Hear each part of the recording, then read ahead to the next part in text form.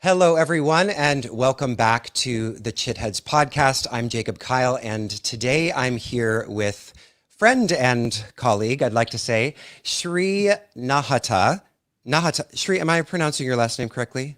Yeah, that's perfect. Nahata, I yeah, feel like it's a short right? So Nahata.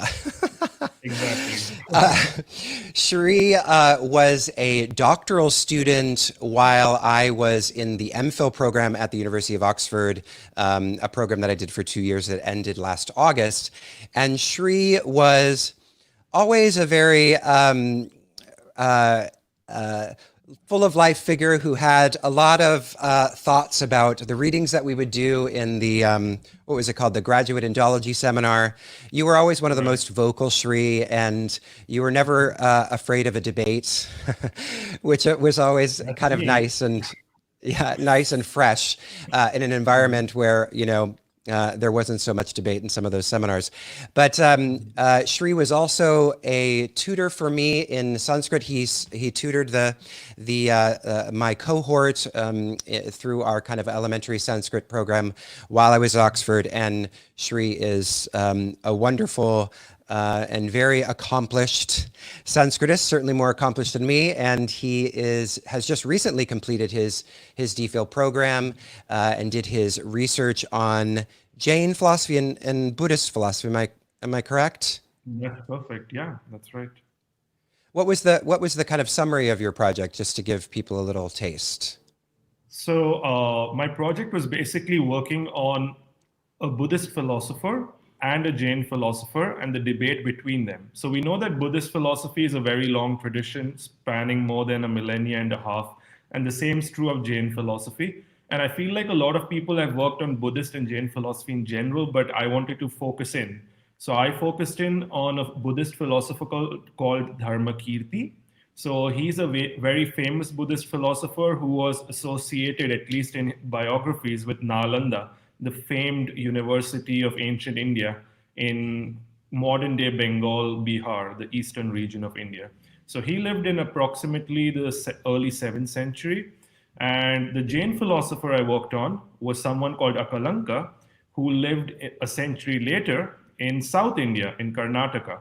So although they were separated by thousands of miles, even in that day and age, they were Akalanka had read all of Dharmakirti's works. It's very evident. So it's an interesting thing to think about how knowledge traveled in so quickly in the ancient world. And I focused in on these two philosophers, more specifically working on their theories of perception. So, perception is one of the most basic sources of knowledge in all of Indian philosophy, in all Indian philosophical schools, whether Hindu, Buddhist, or Jain. However, the way perception is understood is very different in different philosophical schools. So, just to give a taste, I mean, if you are an anti realist and you think that the world is in some sense illusory, then you're going to distrust the evidence of our senses, i.e., our perceptual knowledge. Whereas if you're a realist, you will think that perception and our sensory knowledge of the world is the most reliable thing we can possibly have. And so that was kind of the flavor, the Buddhists being the anti realists and the Jains being the realists. And I examined the debate between these two, Buddhist and Jain philosophers. Yeah. Excellent. Well, I imagine our conversation will kind of give a little bit of context to help situate that project, because what I'd like to do today, and what I've more or less promised those who have shown up here live. Oh, and by the way, hello to you out there who are tuning in live. This is a rare opportunity that we have to share the Chitheads podcast in a live format. I just kind of thought to do it a half hour ago and was like, well, why not? We'll stream it onto YouTube and I'll send out an email and give everyone an opportunity to tune in. So since we have this rare opportunity, after we move through our questions together, I'll open it up to you. So if you have any questions and you want to ask Shree something, then do add that question. I can see it in the kind of shared YouTube chat, and I'll turn to that if you have any kind of clarifying questions or questions as it relates to the Jain philosophy. Obviously, Shree is a scholar, and his work is very focused on on, philosophical discussions and arguments. But today I'm going to try to kind of zoom out and give a little bit, with the help of Shree, a little bit of an introductory overview of kind of the fundamental principles of Jain philosophy, especially since we haven't really done much on the Chitheads podcast before. I haven't actually interviewed anybody about Jainism, so this should be a fun opportunity. So Shree, before we get into that, I would love to hear, I enjoyed reading your article, the essay that you wrote for, it was kind of a kind of more popular sort of personal essay, and you were sharing kind of what brought you to the study of Indian philosophy, and you were born a Jain. You were born into a Jain family, but you kind of came full circle, came back to really feeling the merits and the profundity of Jain philosophy. But I'd love to hear a little bit about what your sort of philosophical journey was and what led you to really want to focus on this work. Yeah, thank you, Jacob. That's a really good question. I mean, like most people who end up taking philosophy courses in academia, most of my initial training in philosophy was in Western philosophy. So Indian philosophy is generally not very well represented in philosophy departments.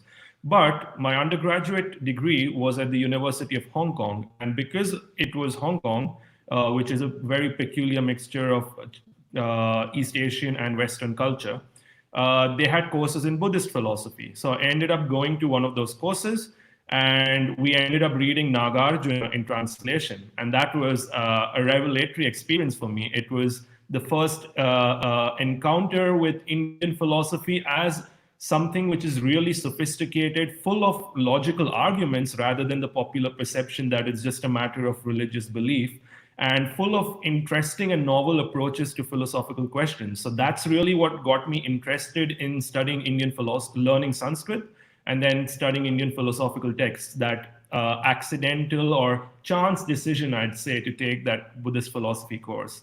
And coming to Jain philosophy, so I got into Indian philosophy through Buddhist philosophy, but then I had always wondered that I grew up in a Jain family, and we had all of these rituals and we had these religious practices, but we never really discussed too many of the ideas. And so when I started learning Sanskrit and reading Indian philosophical texts, I thought maybe I should re-examine my own upbringing and my own tradition, because I think that there are benefits to being born in a tradition. You're in that embodied space where you can practice, but also sometimes we become a bit lazy about things. If you're born in a tradition, you don't critically think about it, don't read up on it, don't try to.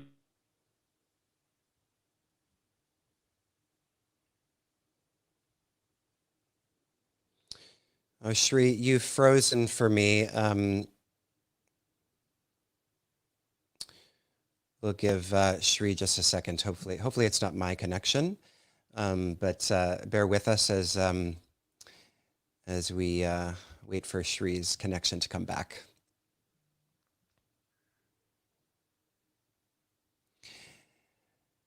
So just FYI, for those who are just tuning in, once again, this is a rare opportunity to participate in the Chitheads podcast as kind of a community member. I usually record these, independently of any kind of live audience.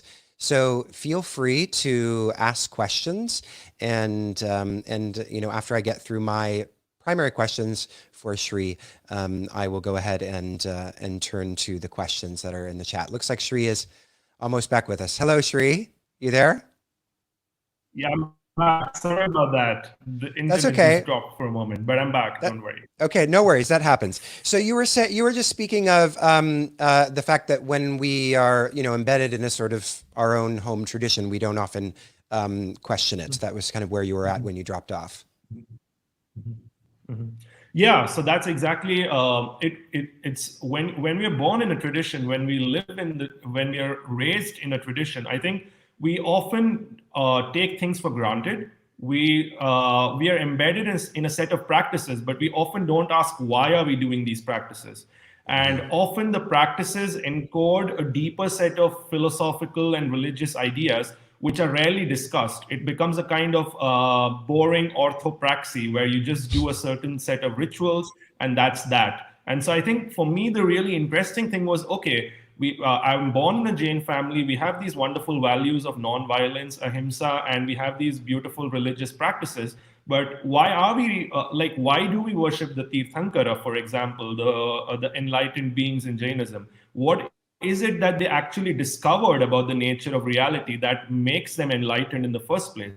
So I got interested in these questions, and once one gets interested in these questions, I think that's when one starts entering the realm of philosophy.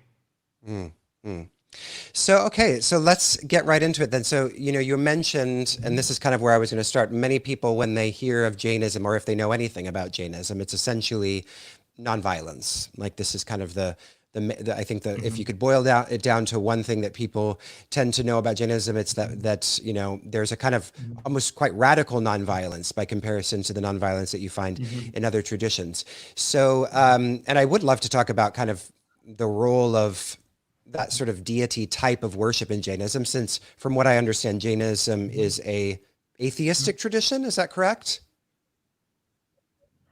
I mean, that's a very loaded question. It just depends on how you define the concept of God. So I Yeah. think for many of us who grew up in the Anglosphere reading things in English, God is usually defined as an omniscient, omnipotent, and omnibenevolent entity who created the universe. And if we accept that definition, then Jainism is atheistic, because Jainism, like Buddhism and several other Indian traditions, does not believe that the universe was created by any being as such. Samsara, the Indian term for the universe we live in, is something which is beginningless and endless. So there is no definitive origin point, and there is no being controlling all of samsara. So samsara is governed by karma, which is an impersonal law, impersonal moral law, whereby you reap the benefits or the disastrous consequences of your actions, basically. So there's no God if we start with a Judeo-Christian, basically an Abrahamic conception of God. But if we start with the concept of God if we challenge that concept of God and think of it in a broader way, if we think that, okay, God is someone, if we think of God as some sort of ideal we are aspiring to, rather than a being controlling everything. If we think of God as some being or maybe an impersonal entity representing the perfection of knowledge, wisdom, virtue, compassion, and all of these good qualities, then Jainism is very much a theistic religion, in the sense that the founders of Jainism are the Tirthankaras, literally ford makers.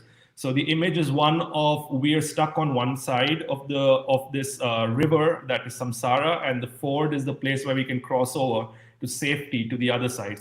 So they are the beings who help us cross this river or ocean of samsara.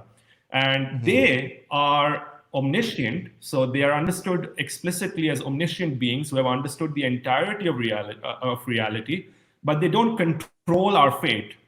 Our fate is solely in our own hands. And the Tirthankara is not a god in the sense of a being who controls everything, but he very much is a god, and she as well, in one of the Jain traditions, who represents the perfection of wisdom and the perfection of compassion. So I think we need to challenge the dominant conceptions of God, because I feel like if we are stuck in the Abrahamic conception of God, then we'll just define Jainism negatively, whereas we need to think about what Jainism offers positively. What's the ideal? Yes, you're speaking my language for sure. Reconceiving and conceptualizing God feels like that's my life's project. So I liked what you said in your personal essay about karma being something that you found quite liberating as a concept. And obviously there's so many kind of folk understandings of karma, but one thing that I have just generally observed is that many people bristle at karma because they feel it's determinative, that as if my whole life is determined by these things that happened in previous lives, and therefore there's this sense that it's somehow constraining in that way. So can you talk a little bit about karma and how you see it as actually different from like an oppressive, like overly determinative concept, but actually something that can be quite liberating? Right. Yeah, that's a very good question. So I think the way karma is understood in Jainism, but also in other traditions such as Buddhism and in some Hindu traditions as well, is that it is an impersonal law governing the universe, but it's an explicitly moral law whereby every action we perform has consequences. So good actions, and to simplify, good actions lead to good consequences and bad actions lead to bad consequences. However, the question arises, is it a kind of determinism? And the answer is explicitly no. Because if it was a kind of determinism, there could be no Mahavira, the enlightened, one of the enlightened beings in Jainism, or there could be no Buddha. Because the very fact that you can become this enlightened being means that you can overcome the trappings of karma and transcend it. And that precisely is the goal in Jainism as well as in many Indian traditions. So I think it's very important to get that misconception out of our head, because the goal is precisely to transcend karma. And what karma does essentially is it does two things. So we observe that in our ordinary lives, we encounter something of a mixture of freedom and constraint. So a set of constraints. So the fact that I was born in India in a Jain family and upbringing was not something I chose. It was just something that cards I was allotted, so to speak. However, we also realize that not everything in our life is constrained. I mean, I can choose, for example, to learn Sanskrit or not to learn Sanskrit. I can choose to believe in Jainism or not. And so I have many choices that I can make in life as well. So I think karma is beautiful because it accounts for both of these aspects of life. So the constraints that we have in our life, the constraints we experience through our birth, through our environment, and so on, is explained in Indian karmic theory as a result of the actions we performed in previous lifetimes. And that is an explanation for why certain constraints, we are always situated in an environment which constrains us in some ways.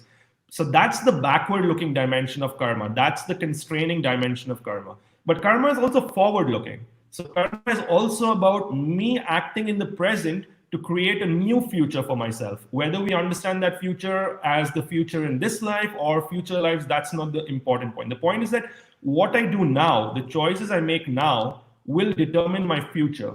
And so this is extremely liberating for me, precisely because as someone who went to like a Christian convent school, the idea that we were always raised with is that there is a God who controls our destiny. Ultimately, we are completely powerless, and it's ultimately the will of God which decides whether I am saved or not, or whether I'm X or Y, or what I get in life or don't get in life. And for me, that always seemed, I don't know, maybe it's my teenage rebel self, that I didn't like the idea that my fate depended on someone above me with whom I had no idea of, whom I had no clue who he was. So I didn't like that idea at all. And when I encountered the idea of karma in Buddhism and Jainism, it was liberating because it meant that my fate, my destiny, my future ultimately depends on me. And this is extremely liberating. Although, of course, if you think in existentialist terms, it can also have that burden of responsibility. So it can be a burden as well. Like it all depends on you. And for some people, that might be frightening. But for me, that's liberating because it's all in my hands, ultimately, fundamentally. It's not in the hands of some capricious deity out there whom I have to pacify to have a good life. Not what it's about. And so this is extremely liberating because it means that we control our lives, we control who we are, and we control our choices. And I think there's nothing more liberating if we view karma in that way, whether in Jainism or Buddhism or in various Indian religions. Karma is an extremely liberating concept for that reason. That was excellent, Shreya. We're going to have to extract that little bit on karma out just for its own sort of educational resource, because that was really great. Very comprehensive and insightful. So I want to now talk a little bit. I actually want to come back to the question of ethics, which obviously is connected to karma. But I want to talk a little bit about the metaphysics, the metaphysical understanding of Jainism, because as I've, I mean, I am, only beginning to kind of scratch the surface of Jainism personally, but one of the things that, another thing besides the nonviolence that many people know about, is kind of this parable of the blind men and the elephant, and this sort of doctrine or principle of perspectivism or perspectivalism, and it's really a kind of radical and seemingly quite progressive, if that's a correct word to label to put on it, type of assertion and principle. So would you talk about the doctrine of Anekantavada from starting kind of from that parable of the blind man and the elephant? Right. So yeah, that's, I think, the best place to start with Jain philosophy is this idea of Anekantavada. So the parable of the blind man and the elephant is, the story goes that there was an elephant and a king invited a lot of blind men to come and examine the elephant. Obviously, being blind, they couldn't see the elephant, so they used their other sensory modalities, such as touch, to understand what the elephant is. So one of them touched the leg of the elephant, and it was as sturdy as the trunk of a tree. And he exclaimed, "Oh, trunk of a tree." Another blind man touched the tail of the elephant, and it felt like a rope. So he exclaimed that, "Oh no, this is not the trunk of a tree. This is like a rope, basically." And so on and so on. So what this story represents is that our knowledge is always partial and conditioned by our perspective. So this is why the story is very good. But there's a limitation to this story as well. And I don't think it's the best way of understanding Jain philosophy, because the Jain understanding of reality fundamentally is that our knowledge is conditioned by perspectives, and every perspective has a partial truth to it. The way we get to the complete truth is by combining all these perspectives across knowers and across time and space. This is something that can't be done in the case of the blind man and the elephant. I can't imagine all the blind men coming together, putting their data together, and somehow arriving at elephant. So I don't think it's the best example, but it's a good start, I feel. Okay, so Anekantavada is a very interesting and I think one of the most amazing philosophical ideas I've ever come across. So let's think of it this way. All philosophical traditions across different cultures, whether it be India, China, Greece, Rome, or other cultures, have grappled with fundamental philosophical questions, right? So, is reality permanent? Is reality impermanent?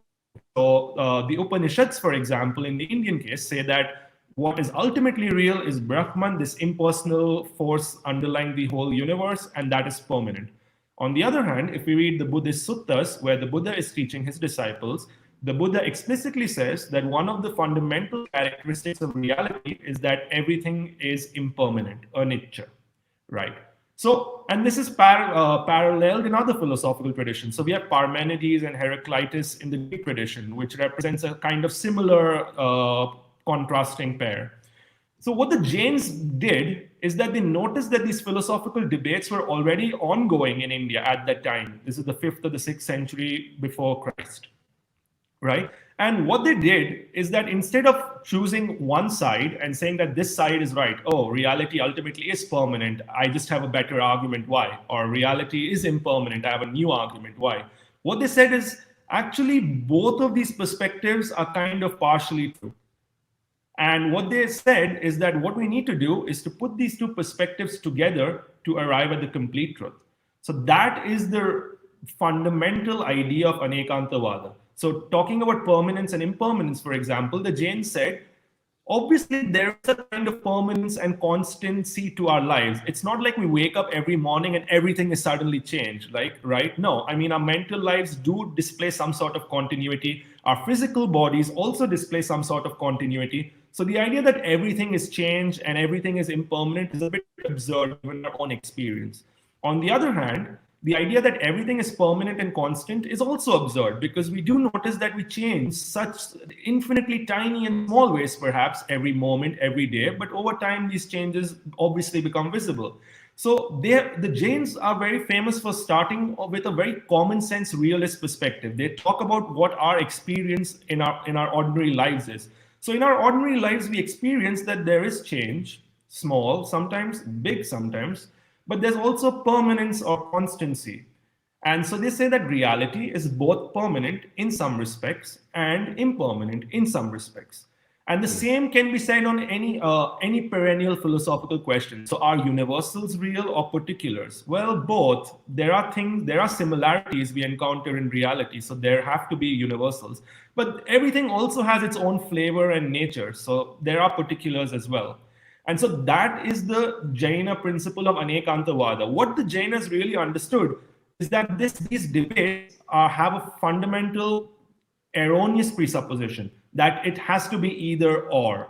It's either impermanent or permanent. It's either universal or particular. It's either substance or property. They instead advocated the approach of both and. So it's both universal and particular, both substance and property, both permanent and impermanent. And so that is the Jaina idea of Anekantavada. And the beauty of this idea for me, if we think about it, is that reality in this Jain view becomes an infinitely complex thing with so many new aspects to discover every day. Reality is not a closed thing, because reality for the Jainas instantiates every possible contradictory pair we can imagine. So reality is something which is boundless, it's endless, and anything we look for, we can find it in reality. So it's not a very constrained or limited vision of reality, which says that reality is X and that's all there is to it. It says that no, reality is X and not X, and the number of X's, by the way, is infinite in Jainism. So the number of characteristics that any entity has is infinite. So this is a beautiful thing, because it's like, if you, for example, if you just eat a mango, it has its own flavor, its own taste. But every time you eat a new mango, there's something new about every mango. And there's some new thing you discover. You could do it like endlessly, but it's like the mango is never exhausted. Your experience of eating the mango, you always learn something new from it. And that is precisely the Jaina view of reality, that reality is this endlessly expansive thing which instantiates all opposites we can imagine. And there's always more and more aspects out there for us to discover. And this, for me, as you said, progressive, but also for me, it's a liberating idea. It frees us from this kind of constrained thinking. Too often, I feel philosophical systems constrain us, but the Jainas expand our vision, I feel. Wow. Yeah, I think that this idea is just one of the most incredibly rich ones, like you say, that I've ever encountered. And it feels like really anybody, when they begin studying philosophy, it's like this should be the starting point. It just has a natural open-mindedness to it that you just don't find in other places. I mean, even when you see a little bit of a hint toward a kind of open-minded like this, I'm thinking of Abhinavagupta when he talks about how, the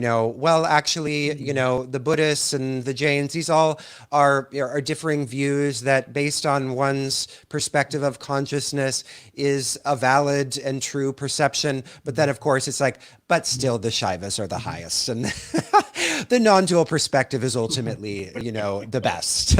So even there, they ultimately kind of default to this hierarchy.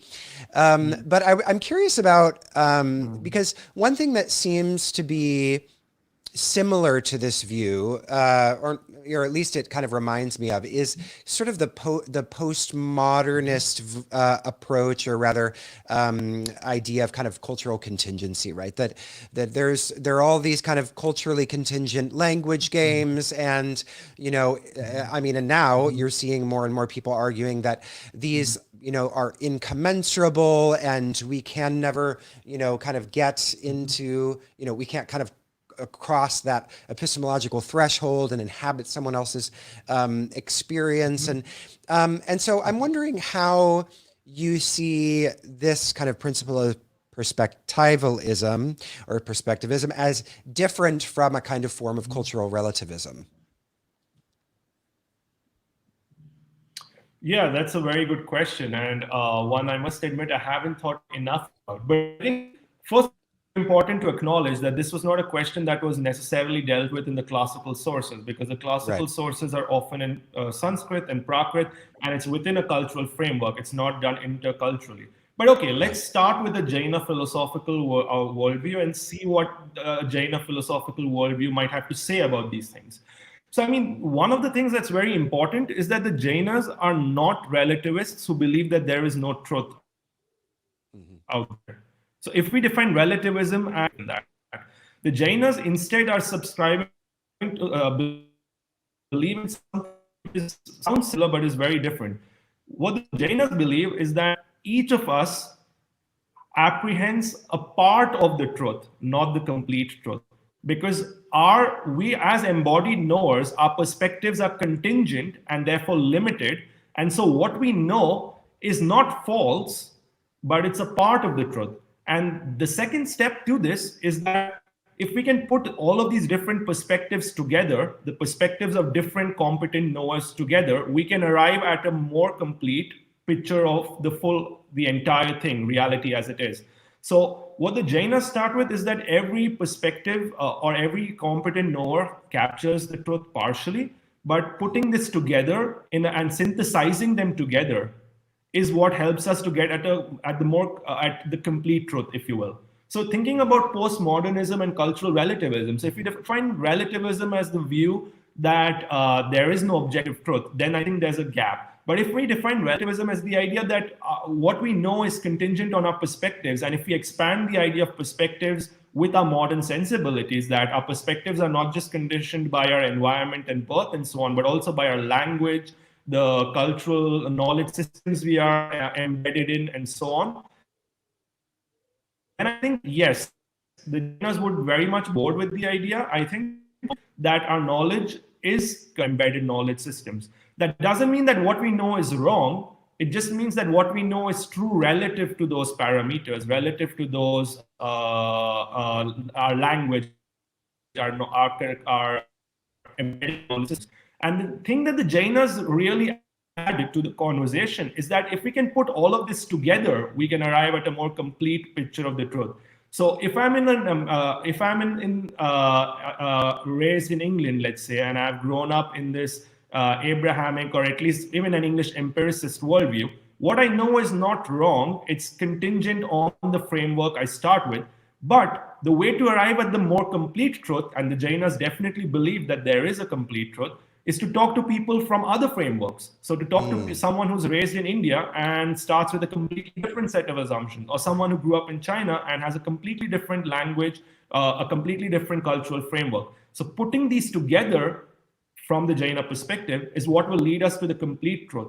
So I think it's what it offers is a constructive project. So the postmodern project often feels like we're all in our separate worlds and that's that, we can't really move past that. At least in some formulations, it feels like that. But the Jainas are very much offering a constructive alternative. Yes, we are in our own worlds to some extent, but that doesn't mean that that's a good thing. The goal is precisely to get out of this, our own limited worlds, and engage with people inhabiting other worlds, and then try to piece everything together to come up with a fuller picture. So, and I think this is exactly what we try to do, right? This is exactly what you're trying to do on this podcast as well, is to bring out these different perspectives from the Indian traditions, but also the Western traditions and other cultures. And if we can bring them together and synthesize them, then we can arrive at a more complete picture. This is exactly the Jaina view.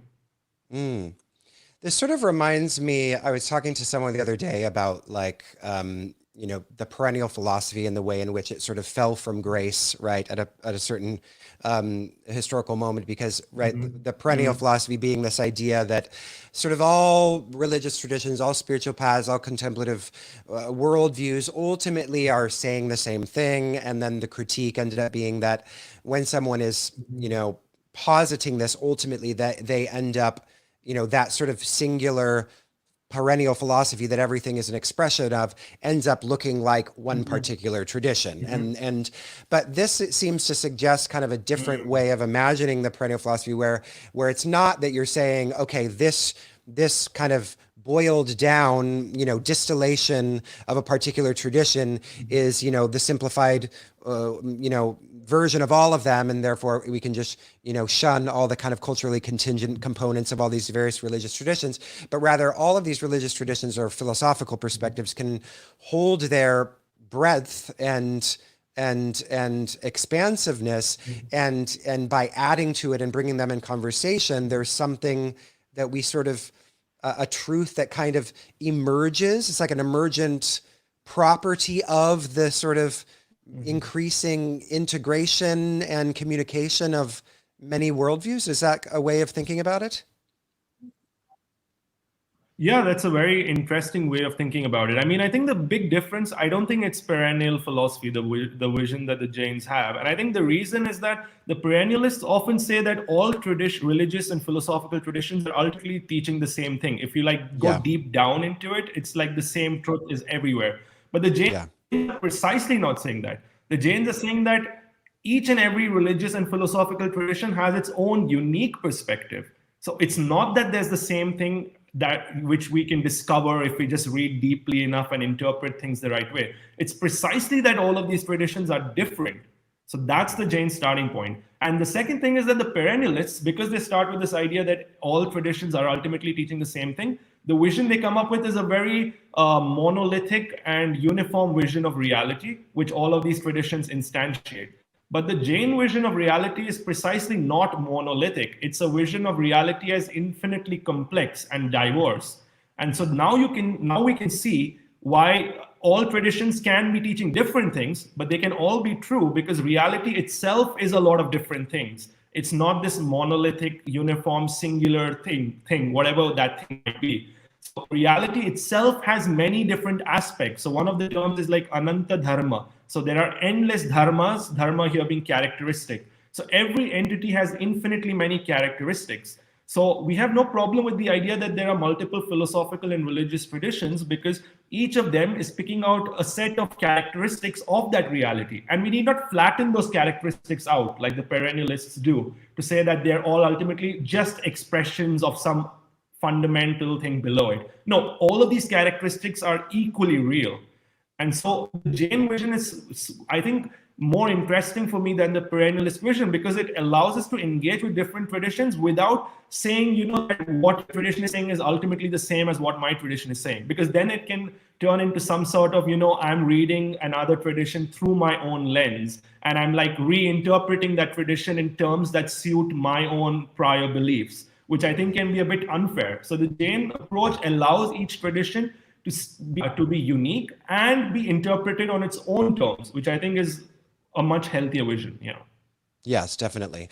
Okay, so I'm thinking of, and I realize, this is a question that, like you said, it's important to distinguish between like what would have been something that the Jains are actually interacting with philosophically and ideologically in some sense in this cultural context of the text that you study, and also kind of like trying to do some thinking with some Jain ideas in this contemporary moment. And I'm curious what you think the status of the objective world would then be, and like, let's say those forms of inquiry like scientific inquiry that are attempting to sort of boil down the material world to some sort of core components. Would the Jains also say, well, yes, this is also just a certain view of the truth, and that truth is ultimately, or like, I guess I'm wondering how they interact with the kind of idea of this, we could say, small t truth of a particular perspective and tradition, and then this capital T truth that all of those small t truths are one way of expressing some portion of. No, that's a very good question. And I mean, the aspect that I feel interesting is precisely if we frame it very starkly, if like Buddhism ultimately says that each perspective, each philosophical religious tradition captures the truth partially and is valid in its own right, then what about science? Is it just another thing alongside all of these philosophical and religious traditions? Because that's not how science is understood by most scientists and people who study science, right? It's understood as something which is more fundamental and grounds everything. So I think that's a very interesting question. And again, this is, we have to think with Jain ideas. Obviously, modern science and the kind of paradigm we have is a very recent invention. It's important to keep in mind. I mean, the scientific revolution is only 3 or 4 centuries old, which is nothing in the scale of human history. But thinking through Jain ideas, I think the really important thing for the Jains is that they are common sense realists. So what does that mean? They start with our ordinary experience of the world. They in fact say, let's think pre-philosophically. Like philosophy can sometimes end up making us believe absurd things, right? I mean, lots of crazy theories about, I don't know, angels on a pin or whatever. I mean, a lot of theoretical speculation can go haywire if it's divorced from our ordinary experience of the world. So the Jains always start with common sense realism. Our ordinary experience of the world is where we have to start. So let's think of it this way. Okay, so let's say that a scientific theory says that this table ultimately is composed of atoms, or if we go further, it's composed of strings or something. If we go to string theory, or if we think in terms of quantum physics, then the fundamental particles would be slightly different. Now, the scientists would say that this is what's ultimately real, these fundamental particles, and the table is either secondary or illusory. That would be a fair statement of, at least if you subscribe to a scientific worldview where science is actually unlocking that fundamental level. So the Jains would disagree with this. And the reason they would disagree with this is because they would kind of start with a kind of transcendental argument. Like, all of our scientific experimenting and theorizing already presupposes common sense reality, where we actually interact with tables and chairs. I mean, even if you're doing experiments in the lab, you are actually engaging at that very level of tables, chairs, medium-sized objects, and so on. Even when you publish a scientific paper, you're engaging in that very level of medium-sized objects or ordinary experience. Even when you argue about scientific theories, you are still operating at the level of ordinary experience. So the Jainas would say that it's self-contradictory for a scientist to claim. They can claim that there are fundamental particles. That's fine. The Jains would not themselves have an idea of a pre-modern form of atomism where there are fundamental atoms. What the Jains dispute is that this is somehow more real than our ordinary experience. They say that this is as real as our ordinary experience and other things. And the reason is we can only get to these fundamental particles by doing experiments at the level of ordinary experience. So how can you start with ordinary if something presupposes ordinary experience, how can then that be used to refute and deny the validity of ordinary experience? See it as some sort of self-refuting paradoxical thing. And interestingly, this is one of the arguments that Akalanka, the Jain philosopher I worked on, uses against Dharmakirti, because the Buddhists in some ways are a precursor of this modern scientific reductionism, at least a certain vein of Abhidharma Buddhism, which tries to reduce reality into fundamental atomic constituents and says that this is what's real and everything else we experience is purely conventional. It's merely an epiphenomenon at best. It's not ultimately real. So the Jains reject that. And I think that's how they would respond to modern science as well. It's fine to say that there are these fundamental particles. It's fine to say that they exist. Scientific theories establish them.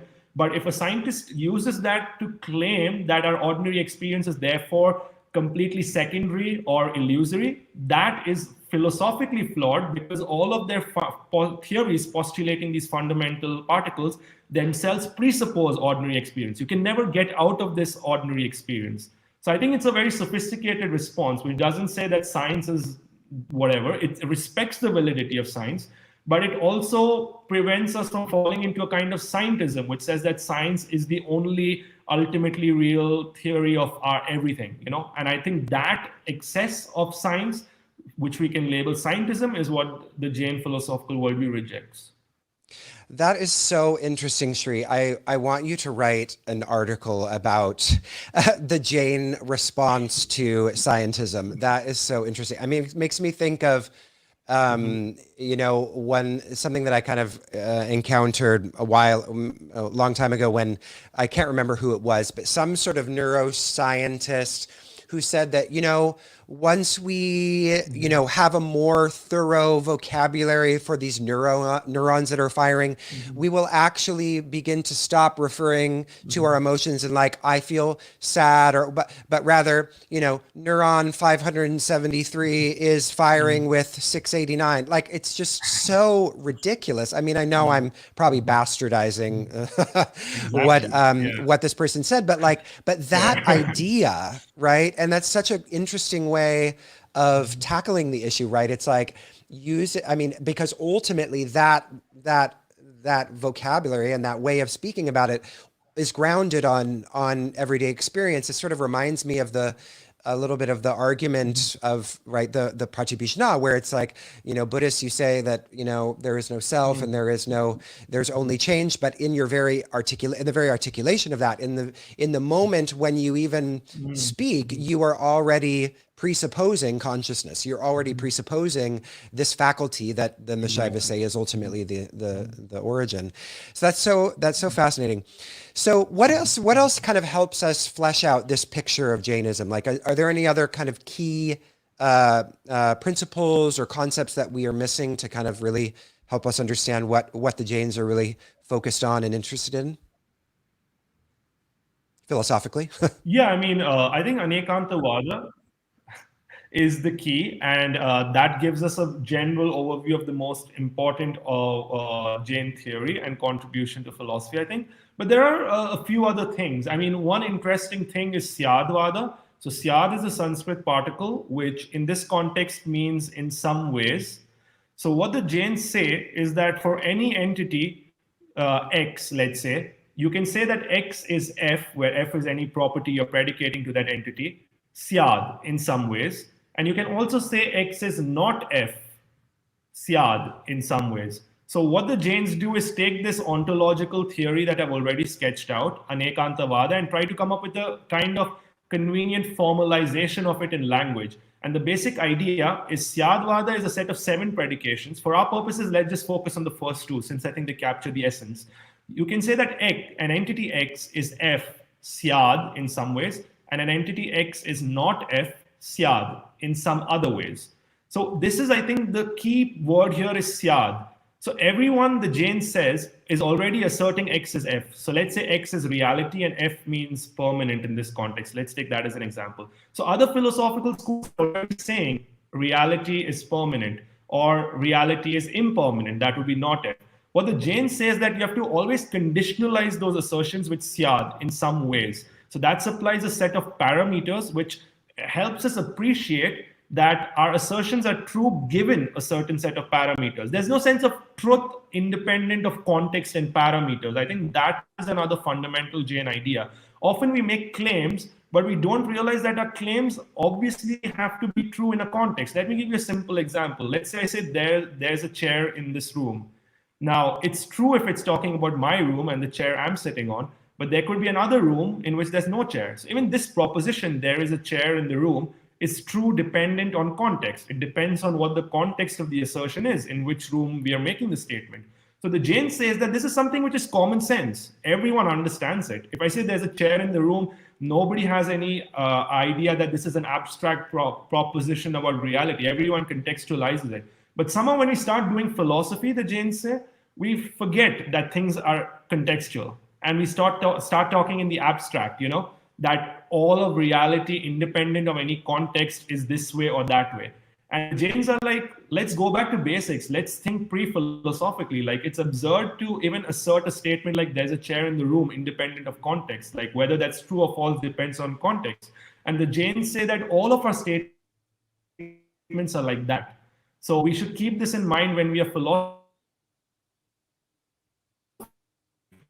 We often make blanket that in what circumstance, and if we think that, then relative to the context, relative to the statement, relative disappear precisely because there is a chair in this room can be true in room 1 and false in room 2. There is no contradiction. This is something that's obvious. The Jains say even to children who haven't been taught anything. But somehow when we start doing philosophy, we forget to contextualize, and then we encounter all of these massive contradictions, and we then feel puzzled, and we think that we have to choose one or the other. Whereas the solution is always to go back to basics and think like, what are we talking about? What's the context? What is the context of our assertion? In what circumstance could the statement be true, and in what circumstance could it be false? And that, I think, again, comes out of this very common sense realist approach, where we take our pre-philosophical practices seriously and realize that sometimes philosophy can mislead us. And this is a bit Wittgensteinian if you think of it in those terms. Like, we have a set of language games that we already have when we act in the ordinary world. But somehow when we start doing philosophy, we forget that these are language games and that meaning is tied to use and context and so on. And we abstract away from all of that and try to think in abstract whether reality is permanent. Like, maybe that's such a abstracted question that it doesn't even have a meaning. Like, what do you mean reality? Like, what are we talking about? What do you mean permanent? So once we contextualize things, contradictions disappear. I think this common sense strand of Jainism, which has a lot of resemblance to late Wittgenstein, is also a great tool, because the Jains always try to dissolve philosophical problems instead of, building up the tension, as it were. They try to show that the problems disappear once we have a clear understanding of why we got into the problem in the first place. That's so interesting.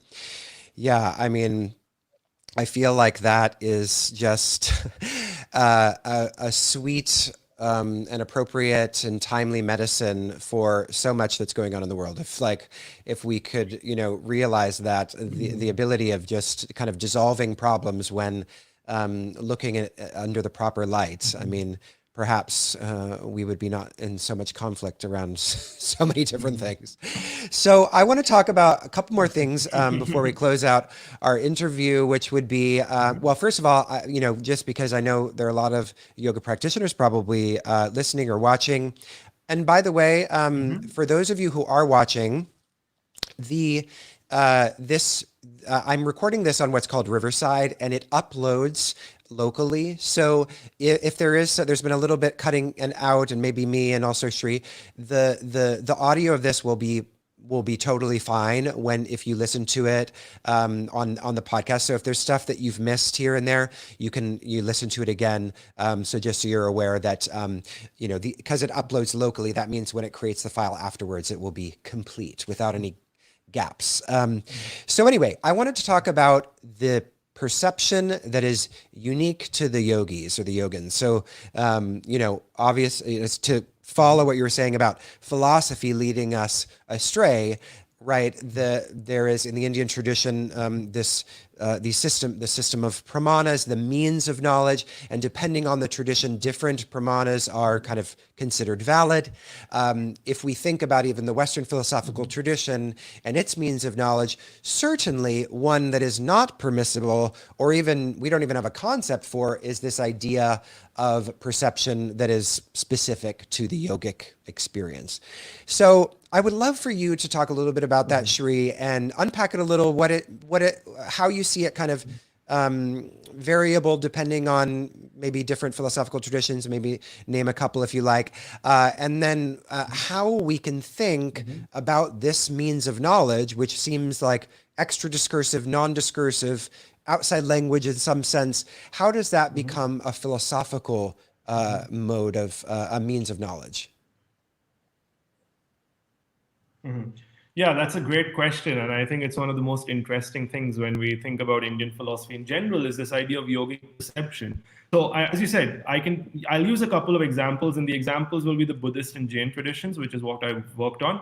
So the Buddhist tradition obviously has an idea of yogi pratyaksha, but surprisingly, the Jain tradition also has this idea of yogi pratyaksha. So Akalanka talks about atindriya jnana. So there are synonyms that are used, but the idea is even in the Jain tradition, the Buddhist tradition, and in many Hindu traditions as well. So it seems to be a pan-religious philosophical idea that's common to most Indian religious philosophical traditions. However, as you rightly pointed out, the way it's understood is different in different traditions. So let me contrast, for example, the Jain and the Buddhist traditions. So the Jain tradition starts out with the idea, as we've already talked about, that reality is this infinitely complex thing with infinitely many aspects, and we are limited knowers. So we can only always get to so many finite aspects of an entity or of reality. And necessarily, because of our epistemic limitations, we can only cognize a small fraction of the full picture. So the idea then in the Jain tradition is that Mahavira, the Jain founders, whom we can call yogins in this case, are people who can cross over that barrier and somehow access all of reality. So that's the idea. They can access all of reality with all of its different dimensions, aspects, complexities, and they can see all of it. That's the Jain view. So how is that possible? I mean, the really interesting thing is that yogi perception is ultimately not a question of increasing the amount of information you have. So it's not like the way you get to it is just by, like, reality has infinitely many aspects. So if I just learn enough aspects day by day, I'll get to it. No, I mean, yogic perception in the Jain and in non-Jain traditions is a transformative thing brought about by your practice. So this is where it gets really interesting. The Mahavira, one of the enlightened beings in Jainism, did not achieve this complete knowledge of this infinitely complex reality because he read a lot of books and compiled the knowledge together. No, it was because he was practicing. And his practice included meditation, austerities, many other things. So, what is this idea? I mean, the idea in the Jain tradition is that our self, so the Jains believe in an Atman, a self or a soul. They believe that the self has the capacity to know everything. Intrinsically, we have the capacity within us to know all of reality. It's just that this capacity is obscured by our vices, by karma, by other negative traits, and so on. So, the path to achieving this yogic knowledge is to purify one's own self through one's practice. And the practice is a very diverse set of things, including meditation, austerities, there could be rituals as well, what have you. So, by combining these practices, we purify ourselves, remove these defilements, as it were, so that we can let the intrinsically brilliant, powerful self that we have shine through and let it do what it can naturally do, which is it's full of energy, according to the Jains, it's full of bliss, sukha, it's also full of knowledge, jnana. So, in this context, it has the capacity to know everything. So, again, the problem is that this is a transformative question, and I think that is really, really important for us to appreciate. A lot of what we've been talking about has been philosophical theories, but fundamentally, these Indian philosophical traditions are interesting precisely because they address the fact that abstract knowledge is not enough. We are embodied beings who are living things existentially. And so abstract knowledge can only get you so far. It's your embodied existential practice that can bring about the final transformation. So that's the Jain tradition. So you can see that in the Jain tradition, what the enlightened beings know does not contradict what ordinary people know. It's just that ordinary people, such as you and I, have an incomplete knowledge of reality. We know things which are right. I mean, what we know is basically right, but it's incomplete. We don't have that full vision, whereas the enlightened beings have the full vision. Contrast this with the Buddhists, for example, dharma kirti. So in the Buddhist tradition, this enlightened awareness is a kind of non-dual awareness which transcends all dualities, all philosophical concepts, all language. So this is something we are familiar with in Buddhism, but also various Hindu philosophical systems. So here, again, this is an existential transformative thing, because if it's something that transcends language and theorizing, then you can't get through it through writing more and more complex books. It's something that you have to achieve through a transformation of your experience, right? And non-dualism fundamentally is changing the way you perceive and experience the world.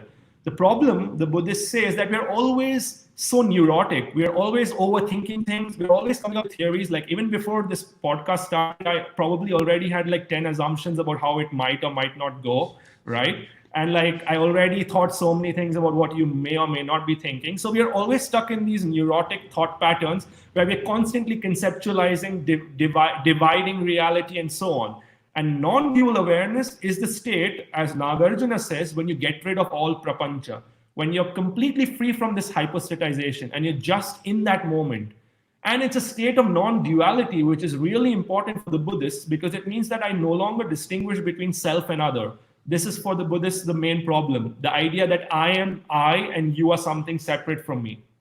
We need to get rid of this because A, it's not true. There is no such thing as an I and a you which are distinct, but also because this is the root cause of all suffering. It's precisely because I think I'm an I distinct from you that I'm willing to harm you for my own self-interest, right? Once we get rid of this idea, we are filled with a kind of universal compassion where we are no longer distinguishing between I and you, this and that, and so on. So again, non-dualism in Buddhism is fundamentally ethical, we can see. It's fundamentally a transformation of the way we experience things to get away from these neurotic thought patterns into a more blissful kind of awareness where we just take in things in the moment as they really are. So again, if this is the goal, you can't achieve this just by arguing further about philosophical theories. And therefore, the Buddha too became the Buddha precisely because he was meditating and cultivating a set of practices. However, the difference with so that's similar.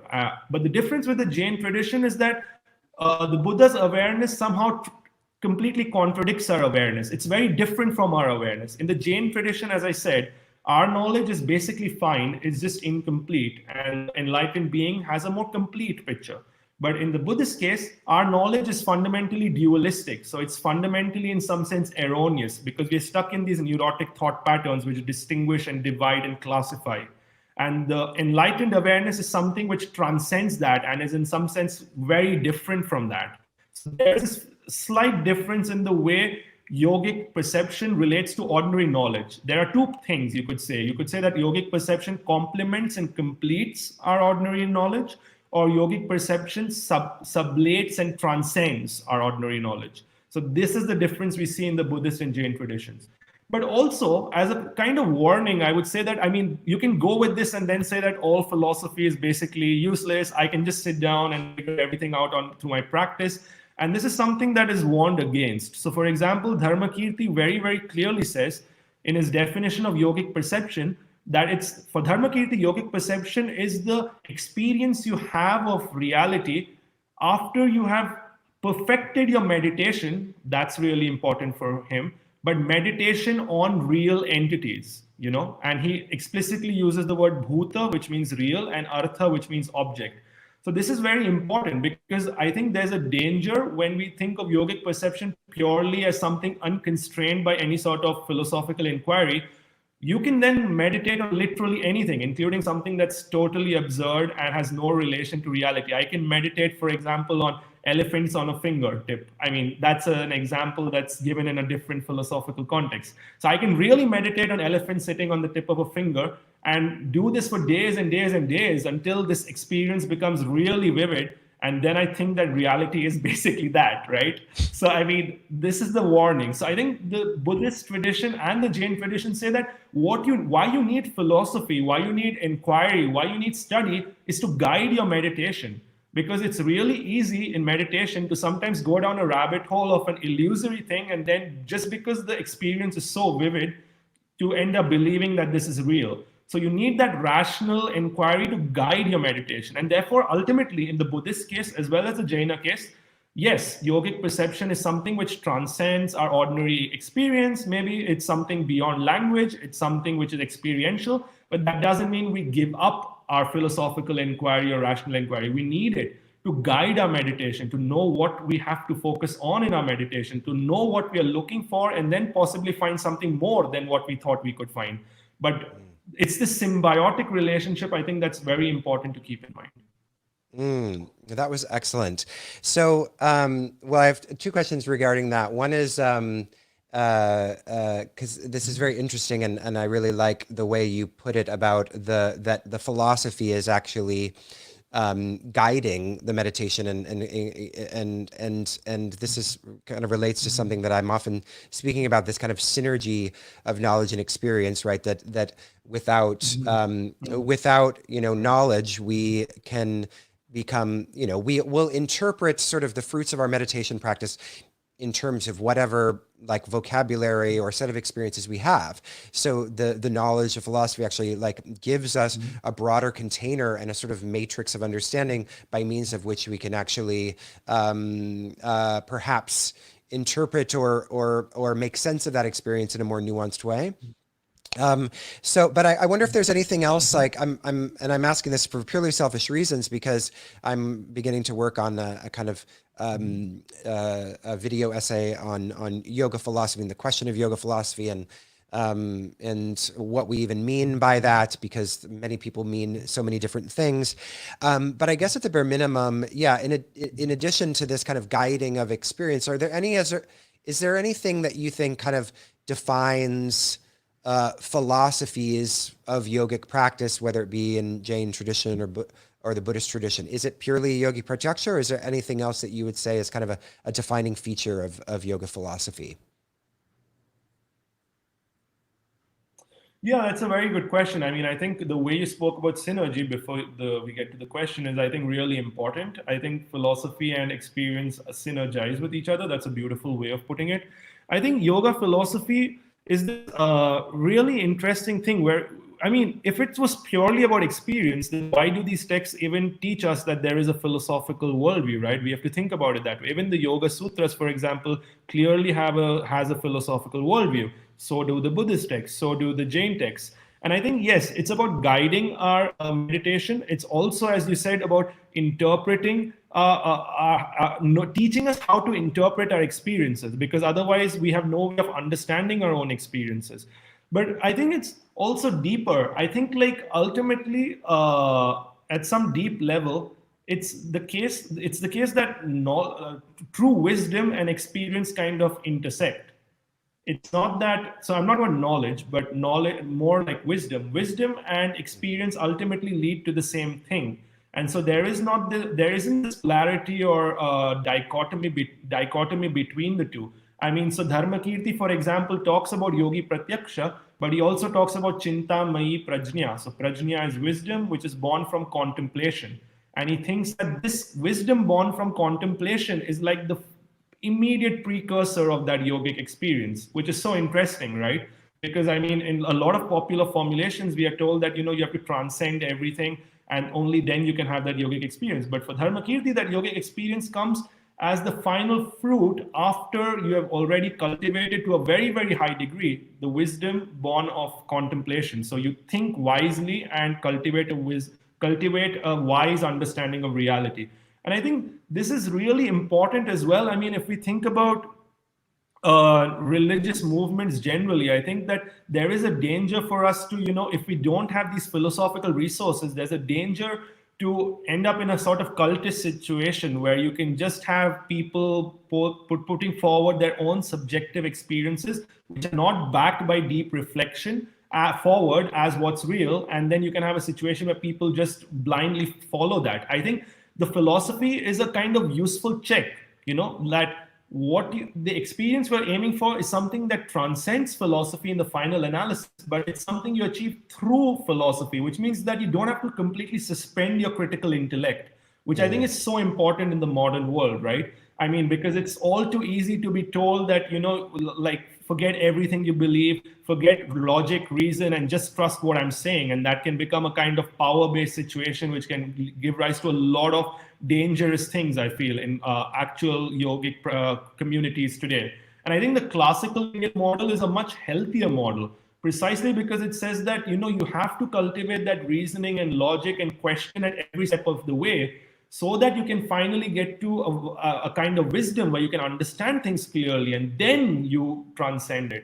It's not through a suspension of the intellect. And I think that's so important in our practice as well, because otherwise we are just lost, right? If we just suspend our intellect and say that reason and logic has no role, then how do you move forward? Then you just can become a pawn for the latest teacher who says whatever he or she thinks is true, and you have no way of questioning that. And I think that's another function of the classical Indian understanding of wisdom and experience ultimately coming together.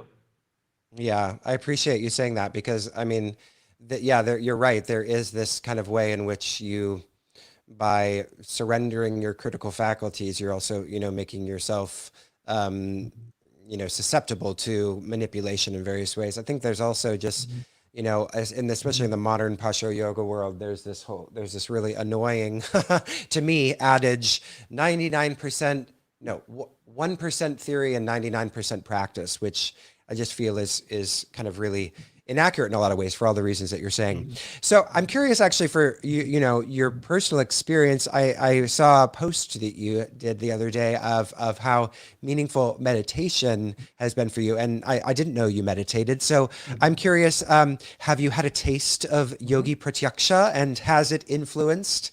Or do you feel like you've seen a kind of relationship between your meditation experience and your scholarly inquiry?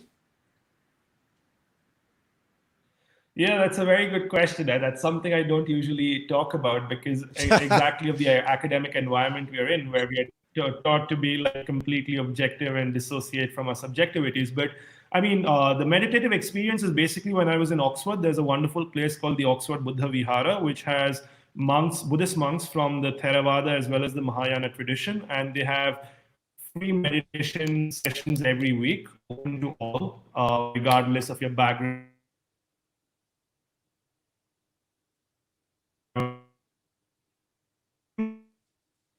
This is went to it.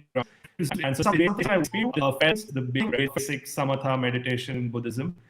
And I felt that it had a significant influence, positive impact on my life because I mean, I realized how insanely neurotic I was. And that is something I didn't realize until I actually sat down and started observing my thoughts. And then I realized, oh, wait, my thoughts are so neurotic. They're just going from A to B to F to Z with no pattern. And like, I think like I've studied philosophy and like I'm someone in control of what I think and so on. But actually, my brain operates in highly irrational patterns which are completely outside my control. And that for me was a big revelation. And meditation has had a positive impact on me in terms of like controlling my thought patterns and just being aware of what I'm experiencing. And I also immediately started to see relation to like things I'd read about in Buddhist philosophy, right? So this prapancha, this term Nagarjuna uses for this constant neurotic hypostatization is a word that Indologists use of what's going on in our head. And that's something I'd read about, but it's only when I started meditating that I realized, that is a thing. Then Dharmakirti, for example, talks about only the present moment being real and the present moment being like an inexpressible particular, which you can't express in language, but you can only experience in that moment, basically. And that is something I really began to experience when I started meditating, because the focus of meditation is precisely, in at least the one I was doing, to be in the present moment and observe your mental state. And I realized that the particular mental state we have at every moment is so unique and rich in its own right. It can never be compared to any other prior or posterior mental state. And so I began to experience this, a lot of the things I'd read about, but I had no understanding of beyond like arguments for and against and like critical scholarship or whatever. I began to experience these things in my own life. And I think that is really, that has been great for me, because as we were talking about synergy of like philosophy and experience. So many people often start with experience and don't have the philosophy. For me, it was the opposite. I had the philosophy, but I never had the experience until I started meditating. And like, then a lot of the things I was reading about, I was like, yeah, I can like experientially observe this. And so this is no longer just an abstract theory, which I have to believe or disbelieve. It's something which is incredibly personal and part of my own experience. And that's been a very rewarding experience. And I would definitely recommend that people who do purely philosophy should try to practice and like get into that more. Even if it's not a question even of whether you are a member of a tradition or not, it's a way of actually understanding those philosophical ideas more deeply. I feel like you haven't, as you wonderfully state at some point, that you can talk about a peach, but until you have eaten the peach, you don't fully know it. And so you can talk about a lot of complicated Buddhist and Jain ideas, but until you've actually meditated or taken up any other form of practice, you don't actually fully understand them. Mm. Did you read my "What is a Scholar Practitioner" article? That sounds like a Yeah, I line mean, from the. that's a really wonderful article. Yeah. Wow, I'm honored. Exactly, that's where I got it from. Yeah, that's wonderful. Awesome. Okay, well, this has been such a fantastic conversation, Shree, and but I want to end on one of my favorite topics, which is the state of scholarship with regards to kind of Indian philosophy and philology and there's like several ways to go, and I don't want to. It could be kind of its own conversation of itself, and I don't want to talk too much shit, but I do want to just bring up this, well, I'll back up. So you and I similarly came from philosophical backgrounds before Indology, but you were much more, I think, analytic in training. I was sort of in the fluffy continental school. and and then you said, and then you got into Indology basically through the focus on Sanskrit. And I'm curious and now, you're doing Indian philosophy, and I really like the way you write. It's like, it has that sort of philosophical cadence that's clear, and you go from point A to point B. And I'm just wondering if you have any observations around like philologists doing Indian philosophy. Like, what is I guess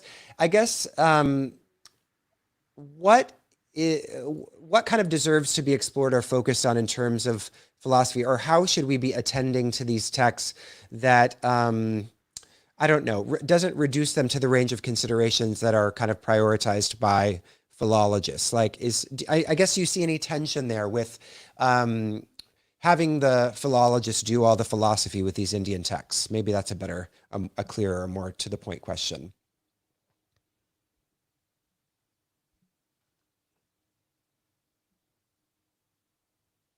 Oh, we lost him. So those of you that are out there, he'll be back in a second, but please like and subscribe to YouTube because we are trying to grow the channel, and so we really appreciate any help you can give us there by sharing this video if this has been interesting to you. Once again, remember that this is going to be on the Chitheads podcast. And if you're not a subscriber to the Chitheads podcast, please go to your favorite podcast app and download, or rather subscribe to Chitheads. And if you feel so inclined and inspired and generous, please do also leave us a review on iTunes. A positive review, please. A 5-star review, hopefully. And, share a little bit about why you like the podcast. And it really does go a really long way to helping us spread the word about Chitheads. It's been going since 2015. I've been recording it. And really, there should be many, many more episodes by now. I've been very inconsistent with publication in recent years, but I am back on it. I am planning on doing much more regular interviews so that you can have a weekly podcast again, a weekly episode, a weekly interview. I have just a few more interviews actually over the next few days. And so I'm really trying to give some love, inject some love back into the Chitheads podcast, and have the Chitheads podcast really kind of build, help kind of contribute to the research that I'm doing for these new kind of video philosophical essays that we'll be releasing on our YouTube channel. So as much as you are able to, we appreciate your support and your help by liking and subscribing here on YouTube, subscribing to us on iTunes or another podcast app, and if you feel so generously inclined, leaving us a review on iTunes. So thank you, or not thank you, hello. Again, Shree. Did you hear what my question is before we lost you? Oh no, it's okay. I just babbled on and on. No, that's a great question. So you were talking about how we approach the study of Indian philosophy and the role philologists have to play and so on, right? Yes. So I think that's a very, very complicated question. And as you rightly said, we can talk about it for a long time. I think the first thing to say is that Indian philosophy is starting to get a bit more recognition in academia. So Oxford has recently appointed a professor in Indian philosophy in their philosophy department. And this is a trend I observe in many international universities. And so that's really good, I think. In terms of how we approach the study of Indian philosophy, I think, again, I would say anekantavada, there doesn't need to be only one approach, basically. So I think the way I approached my work is that I was reacting against a lot of Orientalist scholarship, which was prevalent in the 18th and 19th centuries, which said that Indians don't really have philosophy. They have all of these religious beliefs and practices and mumbo jumbo. But if you're talking about philosophy as like actual rational inquiry, where you're trying to get at the truth, Indians don't really have that.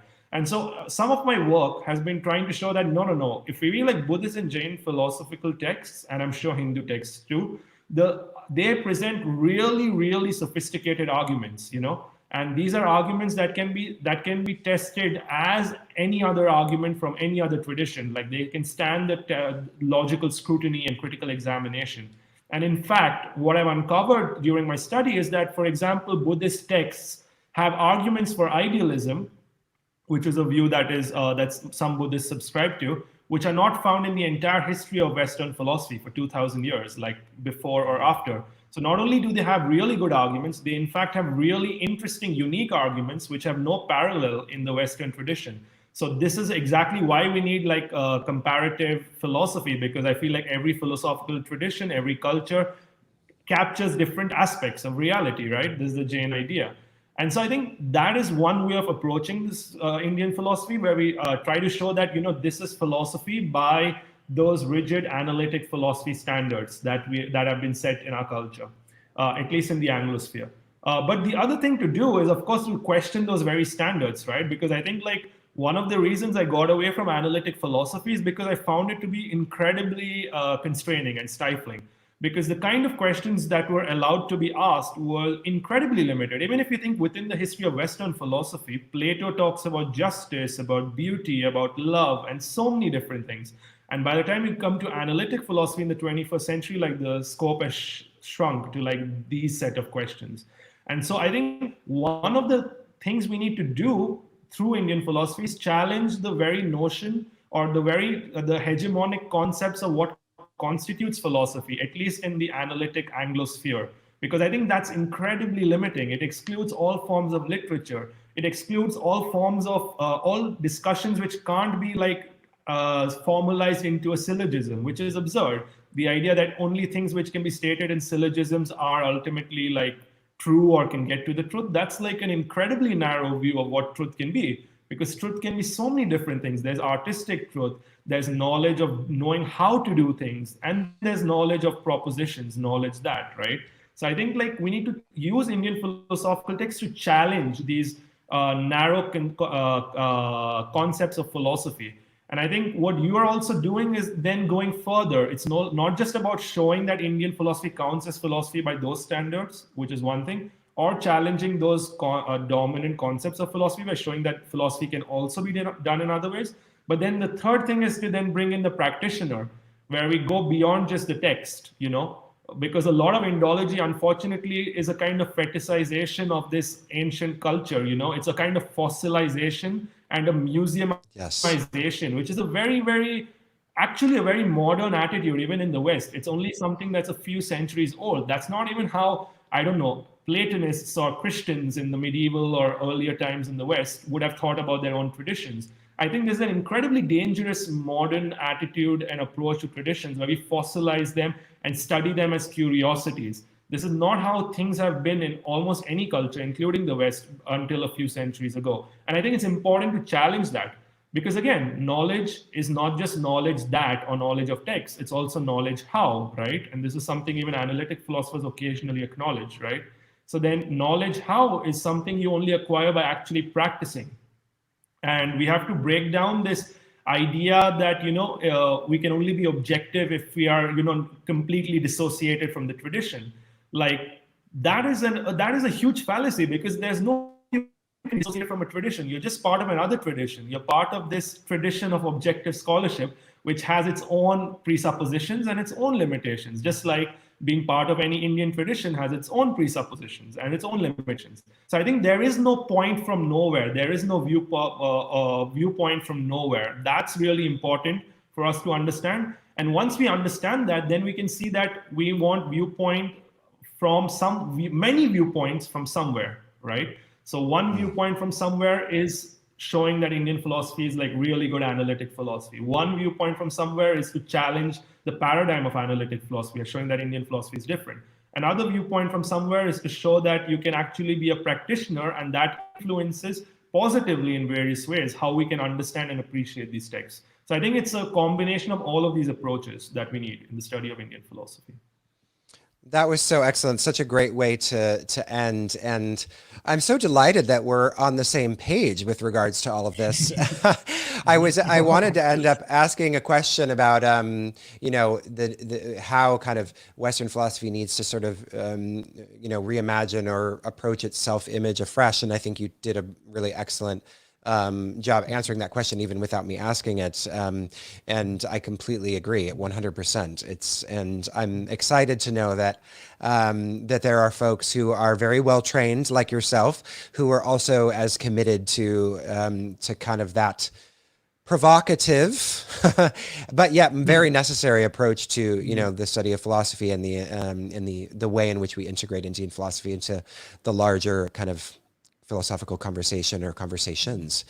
So, Shree, you're going to be back with us in the fall for a part of a series that I'm going to be hosting on embodied philosophy called the Living Room Lectures. And I believe we've talked about you doing a talk on Yogi Pratyaksha, although maybe we'll refine, or I know we talked about it here, but of course there's more places to potentially go with that, obviously. But I wanted to just let people know who are listening that that's happening. So obviously, Shree is a wealth of information, lots of things to learn, and so do keep an eye on your inbox for the notice of that event, or that series of events that will be starting in sometime in October. Shree, is there anything else that you want to share about what you're doing, where people can find you? Are there any kind of anything published yet that you'd like to share? Anything of that nature? Not really, no. I mean, I just finished my DPhil recently, so I'm starting to write. I'm going to publish my first article soon in the Journal of Indian Philosophy, and I've tried to make sure that it's open access, because I think a lot of these academic articles are written in journals which are accessible to no one except like a very small community of Indologists.